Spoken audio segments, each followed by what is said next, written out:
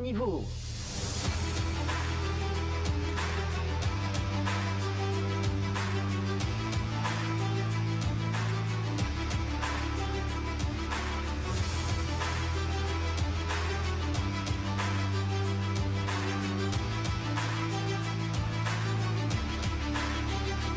Haut niveau vous plonge au cœur de l'actualité sportive. Haut niveau.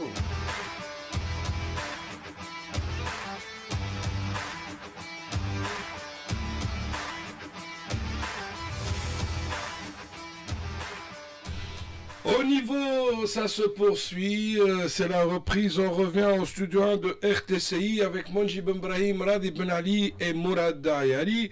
De l'autre côté de la vitre, notre ami Waïda Bizid pour la production, pour le son et pour la production digitale, Rim Travelsi, que nous saluons. Alors on verra comme ça rapidement. On va pas s'attarder là-dessus. En ce qui concerne la Coupe de la CAF, d'abord, Radi est bien là, je pense. Oui, je suis là, Mourad. Alors, je disais, Radi et Monji, que pour la Coupe de la CAF, normalement, nous devrions avoir une finale entre Simba, la formation de la Tanzanie, et Berkane. Oui. Simba s'est déjà qualifié pour la finale et Berkane est en voie de l'être. C'est la mi-temps contre la formation du CS Constantinois, 0 but de chaque côté. Je rappelle que Nath Bergen s'est imposé 4 buts à 0 lors du match aller, donc sa qualification est presque acquise. Un mot là-dessus, Monji. Oui, mais surtout, moi, ce que je vais noter de tout ça, c'est l'accueil qui a été fait à Berkane par le CS Constantine, et c'est pas ça fait plaisir à voir, et c'est pas étonnant de la part de nos amis algériens, malgré les conflits politiques qu'il y a entre les deux pays. Ils ont donné un exemple à la réception de Nahdat Berkane, et en même temps, on sait très bien que Nahdat Berkane menait déjà au match aller 4-0. Moi, j'estime qu'aujourd'hui, il n'y a qu'à travers le sport qu'on peut se rapprocher au niveau politique, et je dis merci au CS Constantine pour cet accueil chaleureux de Nahdat Berkane et en même temps de notre héros national, Mouine Chabani. Sinon, le coup d'envoi de la Coupe d'Afrique des Nations des moins de 20 ans sera donné aujourd'hui en Égypte. Les 2 premiers matchs de la compétition auront lieu selon le programme suivant. Le premier match devrait être terminé. Il a commencé à 16h. Il a opposé la Zambie au Sierra Leone. Sinon, à partir de 19h, l'Égypte jouera contre l'Afrique du Sud. Radi, prêt pour les championnats étrangers? Oui, bien sûr. Et on a déjà un champion aujourd'hui, après le PSG il y a 2 semaines. c'est Il y a un le autre champion aujourd'hui. c'est Liverpool. C'est Liverpool, voilà, qui est en train de mener largement face à Tottenham 5 buts à 1. Et donc, il est assuré d'être champion dès la 31e journée. Disons que c'est un titre amplement mérité des coéquipiers de Salah. Oui, largement, ils ont dominé le championnat depuis le début de saison. Ils ont été même à un certain moment, ils ont été parmi les favoris pour la victoire en Champions League, parce qu'ils ont terminé la première phase en étant premiers. Après, malheureusement pour eux, ils ont été éliminés en Champions League, mais ils ont bien terminé la saison comme ils l'ont commencé. Il y a eu une petite période de fléchissement, mais là ils sont revenus depuis plusieurs semaines, et ils remportent un championnat fort mérité. Il faut dire, bon, bien que je sois fan de Manchester City, il faut dire qu'ils auraient dû le gagner même depuis l'année dernière. Il y a eu un retour, tu te rappelles, Liverpool avait 9 ou 10 points d'avance sur City. Ouais. Et vers la fin, c'est City qui s'était imposé, mais cette année, Liverpool n'a pas lâché.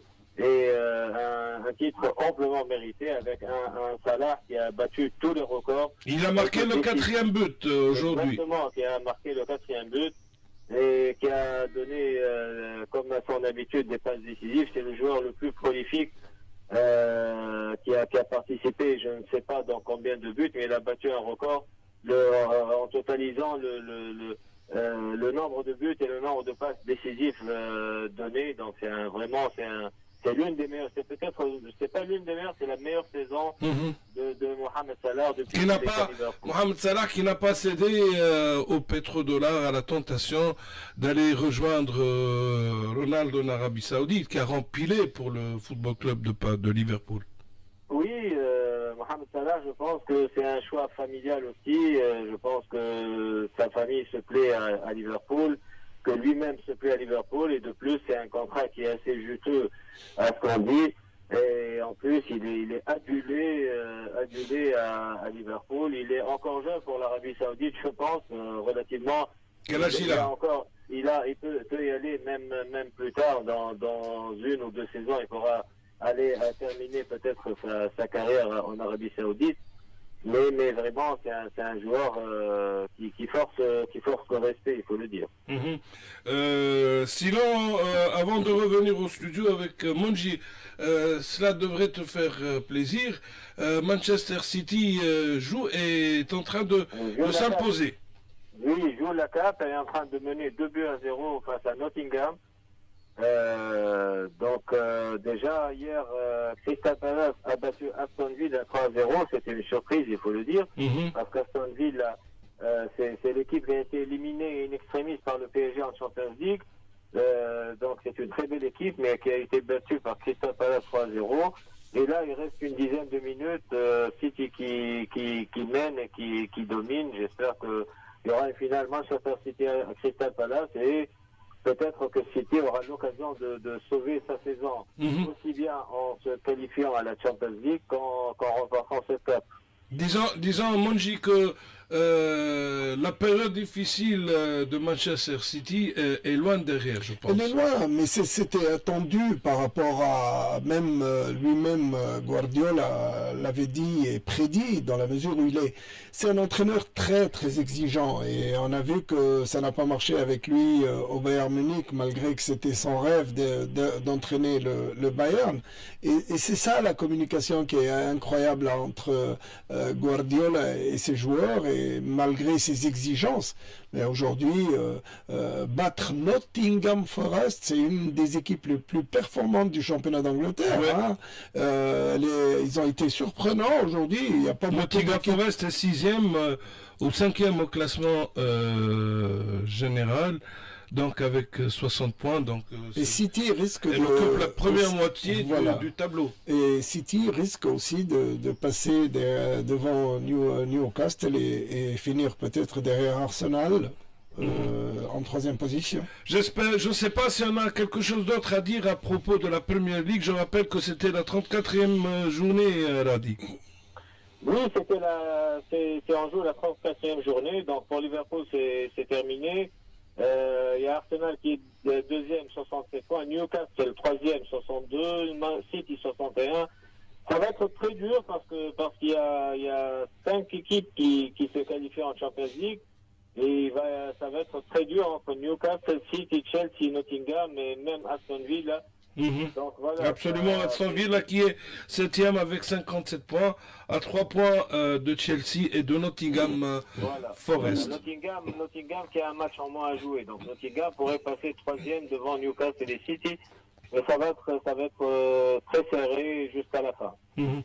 On passe directement au calcio. Je ne vais rien dire, je vais vous laisser parler entre vous. Parce que...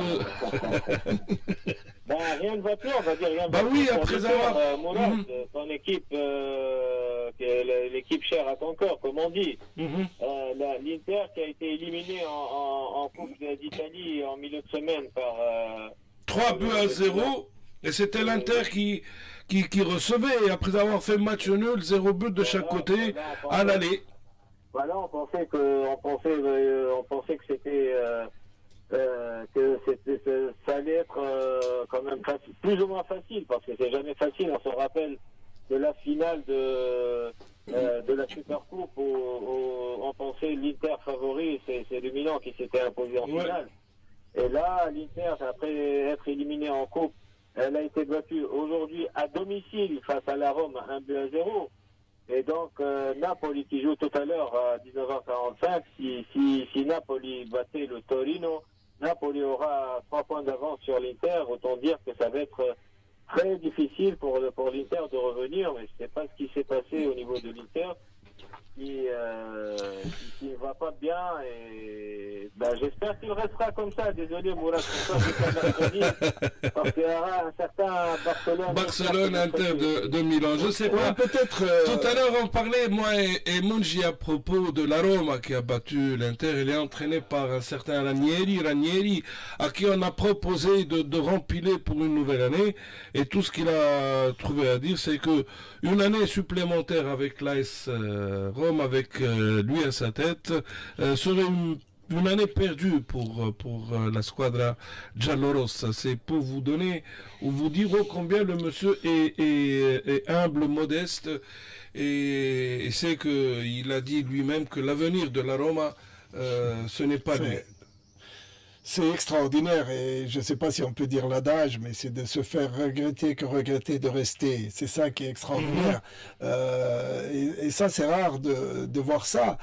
Mais je pense que le passage aussi de l'Inter en ce moment fait que peut-être que dans la tête des joueurs, ils sont plus intéressés par la Champions League et le fait de rencontrer le FC Barcelone. C'est le tir de champion d'Italie. Je sais, mais à certains moments, les joueurs, c'est difficile de synchroniser la tête et les jambes quand vous avez un match très très important. Heureusement que pour le FC Barça, avec ce qu'elle a fait hier au niveau du match, on reviendra là-dessus, c'est que le match se joue à Barcelone. Il n'y a pas de déplacement à faire pour affronter l'Inter.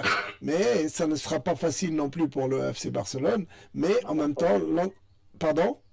Pas du tout, ça ne sera pas facile. Ça ne sera pas facile, et dans la mesure où les joueurs, pour sauver leur saison à travers la Champions League, mais ce qu'on a vu avec le FC Barcelone hier, c'était quelque chose d'extraordinaire. Alors aujourd'hui, Como a battu Genova 1-0.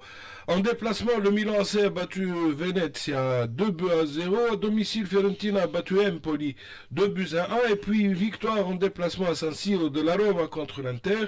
Et la Juve est en train de mener à la 58e minute devant Monza 2-0. Alors, le reste du programme prévoit 19h45 Atalanta Lecce et puis surtout Napoli-Torino, comme tu le disais tout à l'heure, Radi, en ce qui concerne le classement, l'Inter de Milan n'a pas bougé, toujours 71 points, même nombre de points pour le Football Club de Naples, qui joue donc ce soir et qui pourrait porter son capital point à 74 et compter 3 points d'avance sur l'Inter de Milan. Sinon, l'Atalanta est toujours 3e avec 64 points. La Juve qui mène. Qui jouera à 19h face à Lecce. Voilà, et donc qui pourrait porter. L'Atalanta qui pourrait se rapprocher de l'Inter aussi. Absolument, et devenir, ou plutôt réduire l'écart à 4 points. Seulement, voilà donc l'essentiel de cette journée qui sera complétée demain avec Udinese et Bologne à 17h30, à 19h45 Hellas Verona, Cagliari et puis Lazio Parma. Ceci comme pour le calcio, oui. Mourad, comme on a dit pour l'Angleterre, c'est une lutte acharnée aussi pour la Champions League parce qu'il y a 4 équipes qui se qualifient. Et ils sont déjà Bologne qui est à 60, qui joue tout à l'heure, la Rome qui est à 60. Bologne qui joue demain. Qui joue demain face à l'Udinese, comme tu dis. La Lazio qui reçoit Parme demain aussi. Donc il y a Bologne à 60 qui a un match à jouer, la Rome à 60, la Juve qui en gagnant cet après-midi sera à 62. Lazio jouera un match qui est à 59 et la Fiorentina qui est à 59.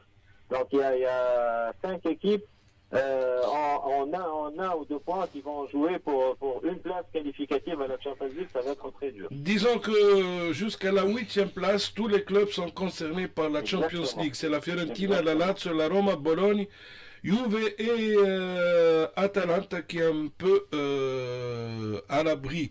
Voilà donc l'essentiel du calcio. Hier, c'était la finale de la Coppa del Rey. Messieurs, ce fut un régal. Je suis sur un nuage. Rarement j'ai vu un match aussi beau. Techniquement, il y avait de tout. il y avait même les mauvais gestes, il y avait un Rudiger. Il y en avait beaucoup de mauvais Et on avait beaucoup. Et moi, j'ai pas aimé le comportement de l'arbitre, tout simplement parce qu'il a toujours eu à expliquer ses décisions. Je trouve qu'il n'avait pas à le faire.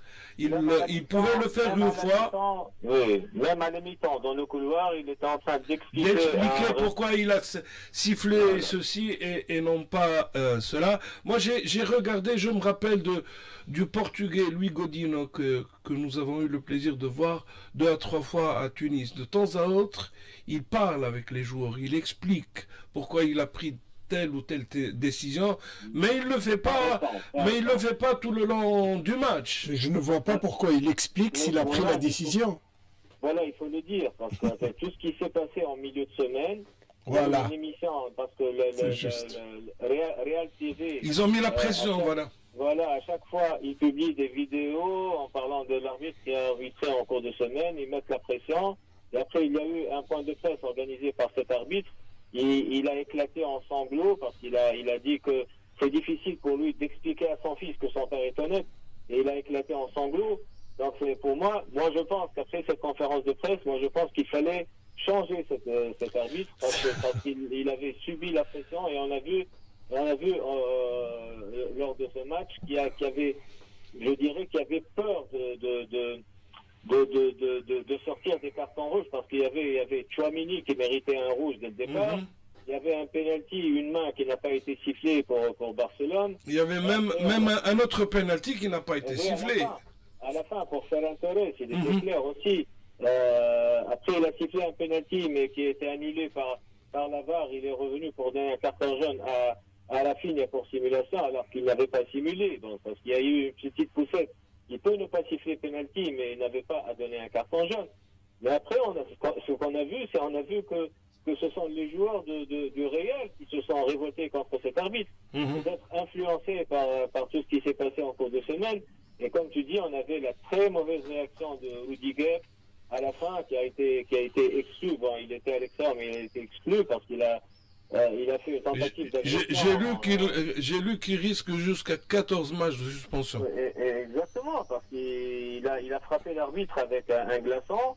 Et il a voulu encore aller le frapper. Mais tu sais que même Bellingham et Lucas Vazquez ont été expulsés aussi. Mais eux, peut-être qu'ils ne risqueraient pas grand-chose. Peut-être 2 à 3 matchs, mais ils ne seront pas concernés par le championnat. Parce qu'en Espagne, il y a un règlement spécial. S'il dépasse un certain nombre de matchs de suspension, là, il est suspendu aussi bien pour la Coupe que pour le championnat.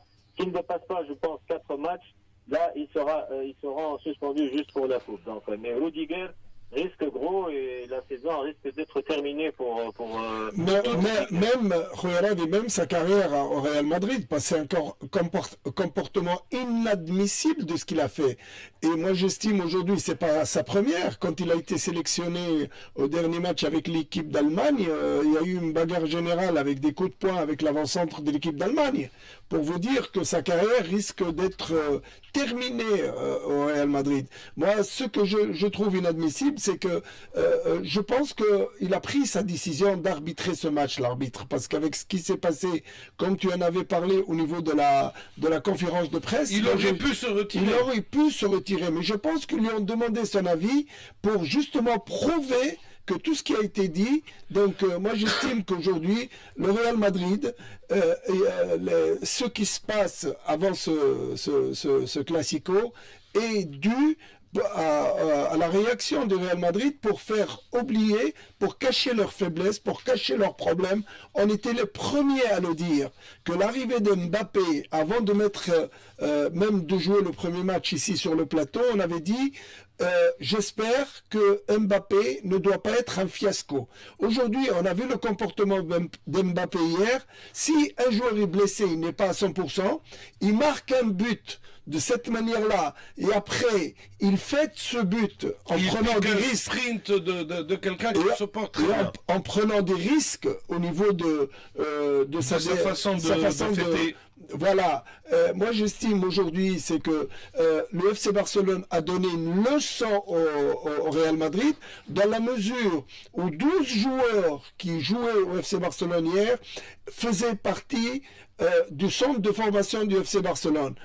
Ça me faisait penser, rappeler ce qu'avait fait l'étoile sportive du Sahel avec Pete Hamberg. Et c'est dommage que ça n'a pas été dans la continuité. On ne sait pas ce qui s'est passé. Moi, j'estime aujourd'hui que le FC Barça, cette force de caractère, ce qui s'est passé dans ce match-là, prouve que, quoi qu'on dise sur ce qu'ils ont insinué le Real Madrid, moi j'estime aujourd'hui l'ambiance n'est pas sereine dans ce club et aujourd'hui il y a énormément de choses à faire, à changer par respect au public du Real Madrid. Alors, Radi, peut-on parler d'une victoire de Flick contre Ancelotti?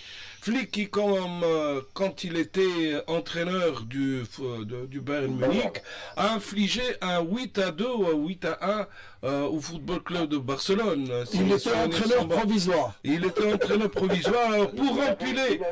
En étant provisoire, il avait juste remporté 6 titres. Voilà, le provisoire qui a duré. Pour empiler avec le Football Club de Barcelone, il aurait exigé à ce que tous les joueurs restent, surtout ceux qui ont été formés au club. Évidemment avec 3 autres qui sont arrivés l'été dernier. Sinon, il exige quelques petits renforts et ajustements. Et donc, voilà, la question, elle est toute simple, là, des Flick ou Ancelotti. C'est une victoire de l'Allemand, je pense, évidente.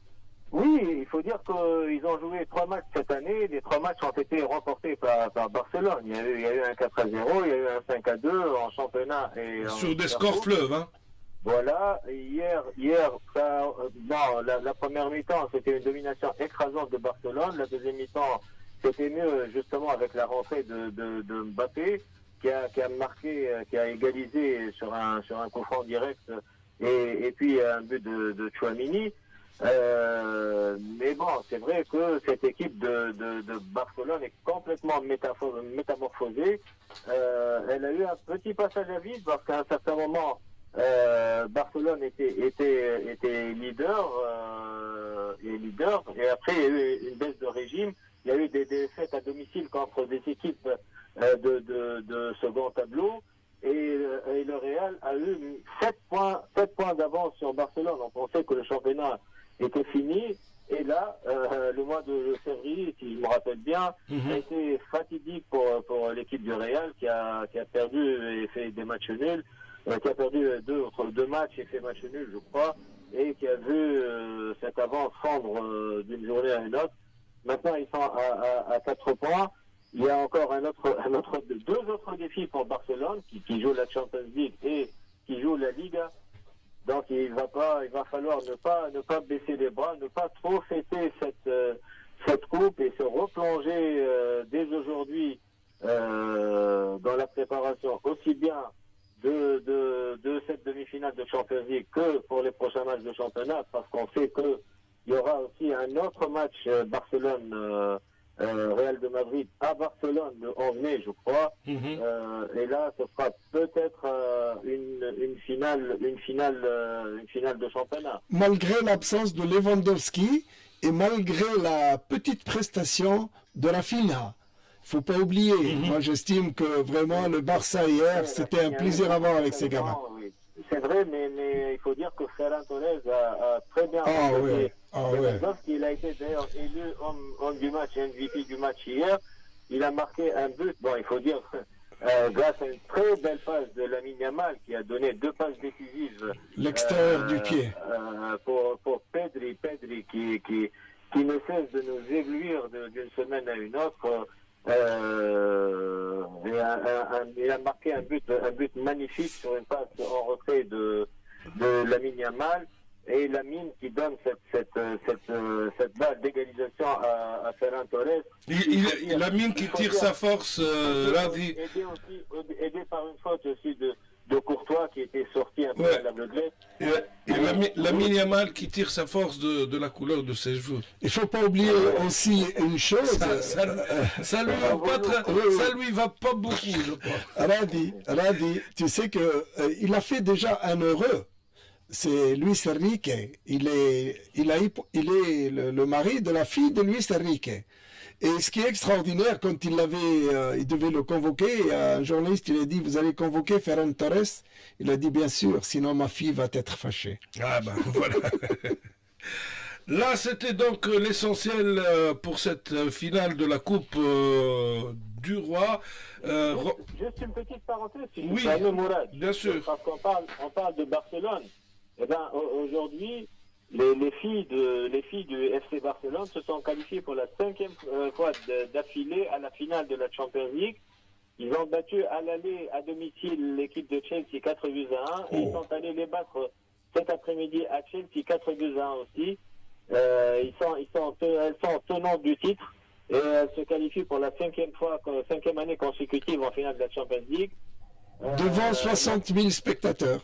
Exactement. Et l'autre demi-finale qui se déroule à l'instant, c'est entre Lyon et Arsenal. Lyon est allé battre Arsenal chez lui 2-1. On sait que ce sera une formalité pour Lyon. Et là, Arsenal est en train de mener 4-0 à Lyon même.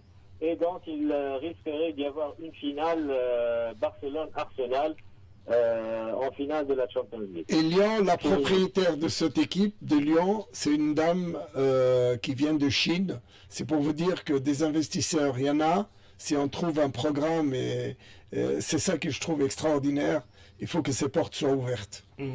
Allez, on va passer à la Bundesliga rapidement. Il n'y a pas grand-chose à dire, si ce n'est que le Bayern Munich, déjà champion d'Allemagne... Non, pas encore, Mourad. Ils devraient gagner leur prochain match pour être champion. Voilà, donc qui s'est imposé devant Mainz 3-0. Tout à fait, 3-0. Et le Bayern Leverkusen qui a battu Augsbourg 2-0. Ils sont toujours à 8 points, on est à la 31e journée, il reste 3 matchs. Donc il suffirait d'une victoire du Bayern pour que finalement Harry Kane remporte le championnat. Remporte un titre. Remporte un titre, voilà. Exactement. Que ce soit un championnat ou une coupe, importe peu. Voilà. En ce qui concerne la Ligue 1 en France, c'est la 31e journée également, comme pour la Bundesliga. Moi, j'ai première défaite du PSG. Ça devait arriver, c'est arrivé avec la formation de Nice, dans laquelle évolue le Tunisien Ali Abdi. Ali Abdi, et surtout que Ali Abdi, il a marqué un but dans la journée d'avant. Je crois qu'il ne s'est jamais produit qu'un joueur marque un but de cette manière. C'est-à-dire, c'est une passe en retrait, il frappe la balle de la tête, elle tape le poteau du but, et elle revient sur sa tête pour marquer ce but. C'est 2 fois 2 coups de la même manière pour marquer un but comme ça. Moi, j'estime qu'aujourd'hui, le GC Nice, peut-être aussi le Paris Saint-Germain pense aussi à la Champions League, qu'on le veuille ou non, parce qu'il y a eu énormément de changements pour permettre aux joueurs qui n'ont pas évolué d'évoluer. Mais moi, j'estime qu'aujourd'hui, c'est plus Luis Enrique qui cherchait plus, et même le public, c'est plus des records de matchs. Et là, il pense à la Champions League, qu'on le veuille ou non, parce que éliminer Liverpool à Liverpool, je pense que le Paris Saint-Germain est parmi les favoris de cette Champions League. Oui, il ne se le cache pas, il ne se voile pas la face. Il se considère comme éventuel favori donc pour remporter l'actuelle Ligue des Champions. Sinon, là, en ce qui concerne le classement, Lille est deuxième derrière le PSG après son succès d'aujourd'hui. Comme en France, la lutte pour les places européennes, la lutte est très dure. En attendant le match de l'OM. De l'OM qui joue ce soir contre Brest à 19h45. Et donc, l'Olympique de Marseille est quatrième avec 55 points en compagnie de Monaco. Et Lille est deuxième avec 56 points. Et puis, Lyon, Nice et Strasbourg sont aussi, peuvent se qualifier, concernés par une qualification en Ligue des Champions. Autant dire que le championnat de France, même si le PSG est en train de l'écraser, a quelques points d'intérêt, peut intéresser les observateurs. Strasbourg qui revit, parce qu'ils ont passé quelques années vraiment très difficiles. L'Olympique Lyonnais aussi, qui a été donc acheté par un nouveau sponsor américain. Et aujourd'hui, les résultats sont là. Et là, ça va être vraiment des matchs vraiment incroyables. Allez, on revient en Tunisie, messieurs, si vous voulez bien, si Radi est d'accord, s'il n'a plus rien à dire en ce qui concerne les championnats étrangers. Non, il y a quelque chose à dire qui est très intéressant parce que par rapport à ce qu'a dit Mounji à l'instant, juste pour dire que Ferran Torres n'est pas le mari, c'est juste sa copine. Et ils ont été séparés pendant un an, ils sont revenus ensemble il y a quelques mois. Ils n'ont pas officialisé, donc. Je vais leur faire la demande pour qu'ils puissent. Je vais leur faire la demande pour qu'ils puissent se marier demain ou après-demain. Juste pour dire que la fille qui s'appelle Sierra Martinez, elle est championne du monde en équitation, Mourad. D'accord. Tant qu'elle n'est pas championne du monde d'un kung-fu. Au moins ça. On revient en Tunisie, on commencera par le handball.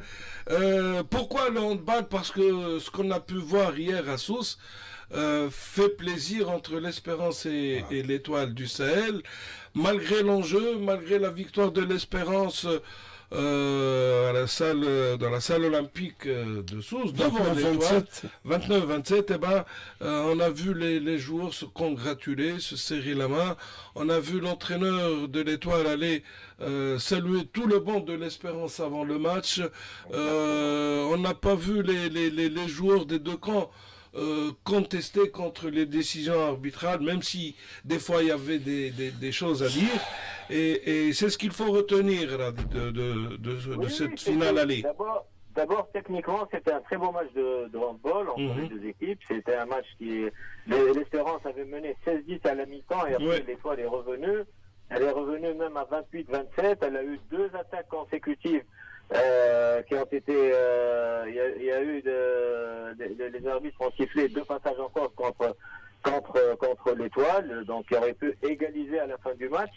Mais ce qu'on peut retenir, c'est la présence de Zoubair Bey sur le terrain avant et après le match. Il est allé saluer aussi, comme l'a fait d'ailleurs Semi Saïdi avant le match. Il a été saluer tout le monde, il est allé saluer les joueurs, le staff technique. Et puis on a honoré l'entraîneur de l'Espérance. Oui, ils ont honoré l'entraîneur de l'Espérance. On a vu les photos. Vraiment, ça fait plaisir. De toutes les manières, même le match entre l'Étoile et le club africain de la semaine dernière, qui a vu l'Étoile se qualifier à El Gorjen, et aussi on n'a pas vu d'incident, il faut le dire. Le match s'est déroulé dans de bonnes conditions. L'Étoile a gagné au tir au but.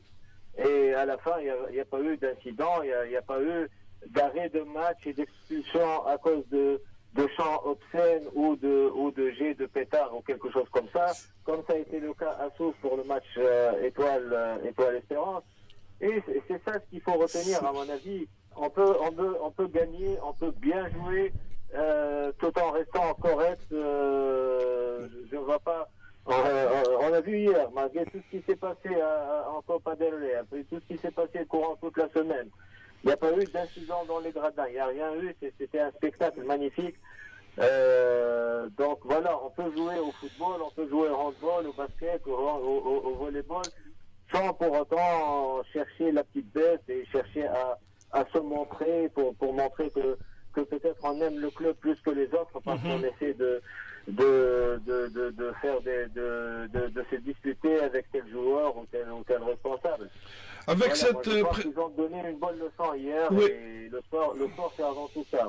J'espère que ça sera le cas lors du match aller. Alors avec cette précieuse victoire à l'extérieur, l'Espérance prend une sérieuse option avant le match retour. La seconde manche décisive pour l'attribution du titre de champion de Tunisie se déroulera ce mercredi 30 avril à la salle Zouaoui de Tunis. Merci Radi, tu as réussi à m'émouvoir vraiment en parlant de la Tunisie. Et il faut comprendre que ce peuple est un peuple extraordinaire. il n'y a qu'à savoir communiquer. Aujourd'hui, on a eu des leçons, que ce soit du public de l'Étoile sportive du Sahel, de l'Espérance sportive de Tunis, du club africain ici. C'est pour cette raison qu'aujourd'hui, si on connaît la valeur de ce peuple, si on se prend main dans la main pour l'intérêt de ce beau pays, tu vas voir ce qui va se passer. Parce qu'on l'a dit en préambule à certains moments, on a dit il faut aller à Sousse pour se rendre compte de l'accueil de Sousse. Il ne faut pas aller à Sousse pour essayer d'avoir un esprit provocateur. Ce pays est extraordinaire, ce pays est unique. Il faut juste vraiment cette leçon qui a été donnée, et moi je suis aussi content pour l'Étoile sportive du Sahel, de retrouver sa verve au niveau du handball malgré le passage à vide à certains moments. Mais je crois qu'aujourd'hui, ces équipes-là, avec ce qui s'est passé, que ce soit El Gourjeni avec le club africain, l'Espérance, l'Étoile à Sousse et l'Espérance à Sousse, merci, mille merci, et je sais pourquoi je vous aime. Allez. Juste une parenthèse, Mourad, si tu Oui, permets. bien sûr. Il faut rappeler aussi que le bureau directeur de l'Étoile a pris des décisions très fermes à la suite de ce qui s'était passé lors du match de basket face à Monastir, le premier match, et après, lors d'un match de foot, ce qui s'est passé dans les virages. Ils ont pris la décision de ne plus faire rentrer tout le monde, et hier aussi, quand on l'a vu, la salle était à moitié vide, parce qu'ils ont pris la décision de ne pas ouvrir les virages à tout le monde, justement pour éviter... Et de ne plus vendre de billets, de permettre l'accès à la salle aux abonnés de l'Étoile. Voilà, exactement. Donc c'est ça aussi qui a fait un peu que... moi je l'espère pas. J'espère voir une salle pleine sans qu'il y ait d'incidents. Mais parfois il faut prendre des décisions courageuses pour éviter des incidents parce qu'il y a eu beaucoup d'amendes que l'Étoile a dû payer en basket, en hand, etc. Et puis, sans compter les 10 à 12 minutes de jeu, avec toujours une infériorité numérique après l'expulsion de 2 minutes d'un joueur de l'Étoile. Là, on va changer de sport, on va parler de basketball, de l'Union sportive monassirienne qui joue la Coupe d'Afrique. Comment on l'appelle? Le BAL, voilà. Le BAL, B-A-L, donc c'est basketball, enfin j'ai oublié. Basketball Africa League. Voilà, Africa League, donc l'USMO qui a joué hier face à l'équipe de Dakar, qui a été battu par l'équipe de Dakar 70-67, c'était une fin de match palpitante parce que le Monastir aurait pu revenir vers la fin. Et aujourd'hui, ils ont joué contre l'équipe d'Angola, Petro Luanda, qu'ils ont battu 87-73. Et là, vraiment, parce que tu sais que pour le BAL, Mourad, on peut recruter beaucoup de joueurs et l'USMO a recruté, je crois, 3 ou 4 joueurs étrangers. Et ils ont été phénoménaux, il faut le dire. Il y a des tirs, ils ont marqué 15 tirs à 3 points, je pense, l'USMO.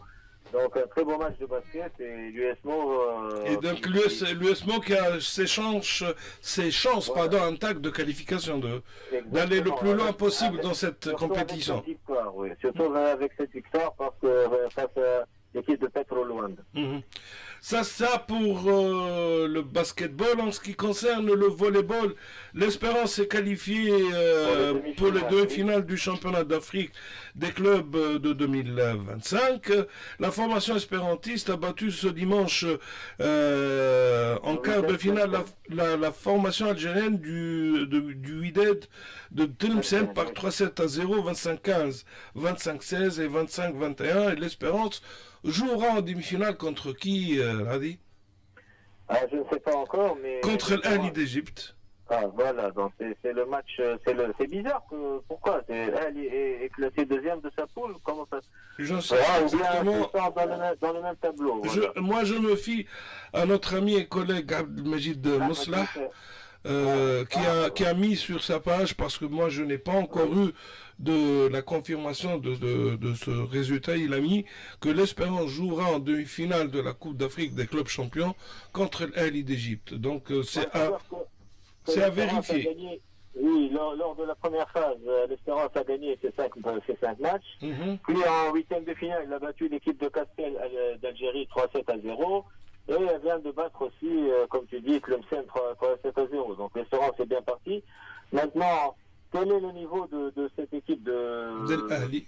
de l'Ahli qui nous a toujours habitués à jouer les premiers rôles?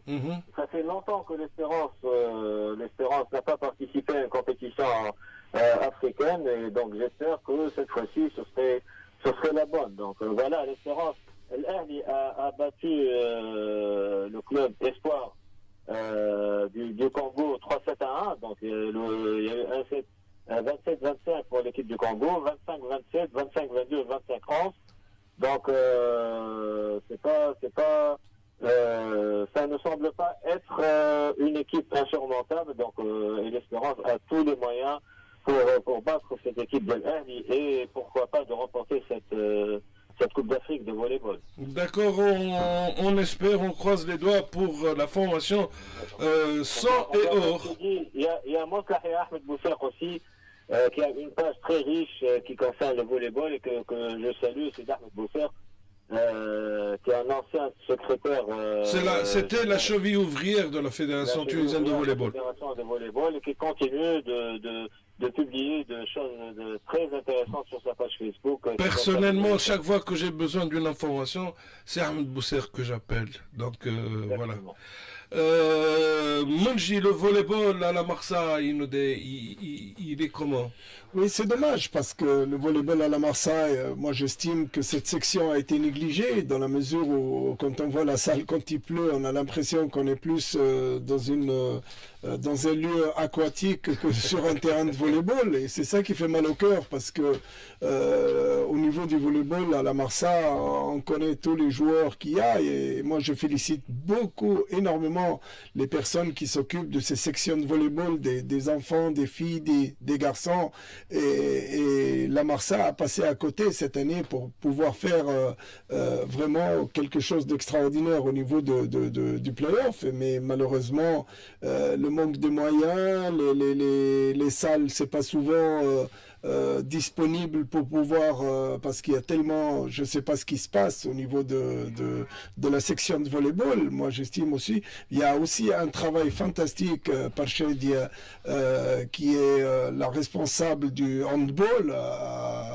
qui sont qualifiés en demi-finale, qui sont qualifiés en demi-finale pour très bientôt, et pourquoi pas aller en finale avec les filles du handball. Moi j'estime aujourd'hui il faut vraiment essayer de faire quelque chose à ces sections, parce que il y a de la compétence, il faut juste les moyens de sa politique, et j'espère que il faut remédier à ça dans tous les clubs. Ouais, merci beaucoup Monji. Oui. Trois petites informations. Vas-y. D'abord, l'Inter, non seulement il a perdu le match, mais il a perdu Pavard, qui a subi une entorse de la cheville gauche. Donc, il risque de ne pas jouer cette semaine. Donc, Liverpool, comme on l'a dit, a terminé le match en remportant le match 5-1. Il renvoie son 20e titre de champion d'Angleterre en égalant le record de Manchester United. Et enfin, comme tu disais tout à l'heure, Manchester City a terminé le match devant. Il a gagné 2-0 et il est qualifié pour la finale, une finale qui se jouera le 17 mai prochain au stade mythique de Wembley. Comme quoi, on avait raison de patienter avec Pep Guardiola, parce qu'il est Pep Guardiola, parce que c'est peut-être le meilleur entraîneur de ces 15-20 dernières années. C'est de reconnaître le travail qui est fait. Juste joyeux anniversaire à notre éternel Khaled Saidi, le joueur du club africain qui fête aujourd'hui son anniversaire. Happy birthday Khaled Saidi. Radi, on te retrouve dimanche prochain. Tu me laisses pas, hein? Cette fois-ci au studio 1 aux côtés de Monji Brahim, que je salue. Mais messieurs, je vous souhaite une bonne semaine. Bonne semaine à Waïd Abizid, qui a été avec nous du début jusqu'à la fin, qui s'est occupé du son. Et puis Rim Trabelsi pour la production digitale. Très bonne semaine à tutti quanti. Au revoir.